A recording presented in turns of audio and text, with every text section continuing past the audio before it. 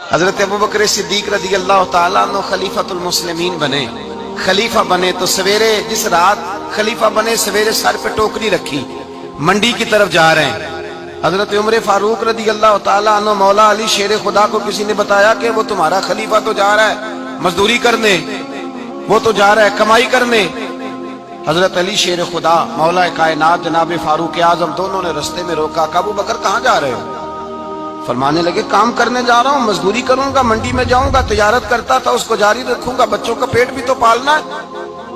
اب تمہاری حکومت کے پیچھے بچے تو نہیں نا بھوکے مروا لینے، میں نے کچھ کرنا تو ہے۔ حضرت عمر کہنے لگے چلا آ کے بیٹھ، ہم صحابہ کو اکٹھا کرتے ہیں اور مال غنیمت سے تیرا وظیفہ لگاتے ہیں، آپ کو وظیفہ ملے گا ماہانہ، تو آپ بیٹھ کر کے مسجد میں تو ڈیوٹی کریں۔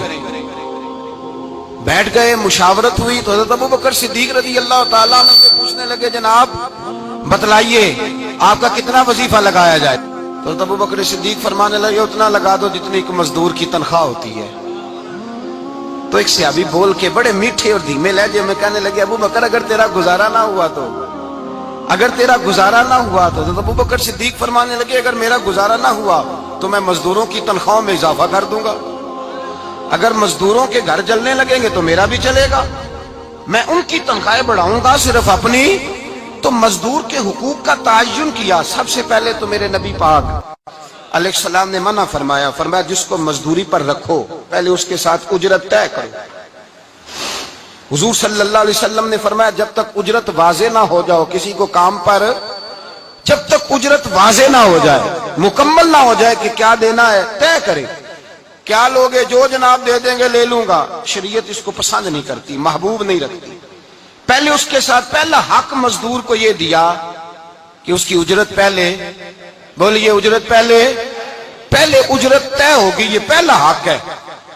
اور مزدور کا دوسرا حق کیا بیان کیا میرے نبی پاک نے؟ فرمایا جب، اور یہ ایسی اعلیٰ بات ہے کہ جتنے حقوق لکھنے والے ہیں نا، جتنے بین الاقوامی سطح پر انسانی حقوق کا چارٹر بنانے والے ہیں، وہ کہتے ہیں کہ یہ ایسا نقطہ حضور نے بیان کر دیا ہے کہ اس سے آگے کو بڑھ ہی نہیں سکتا، یہ ایسی بات ہے کہ جس کی شرح بھی کوئی نہیں کر سکتا۔ میرے حبیب کریم علیہ الصلوۃ والسلام نے فرمایا پہلے طے کرو، اور کیا خوبصورت لفظ ہے، قانون بنا دیا۔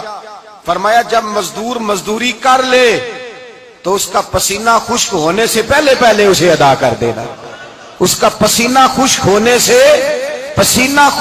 سے پہلے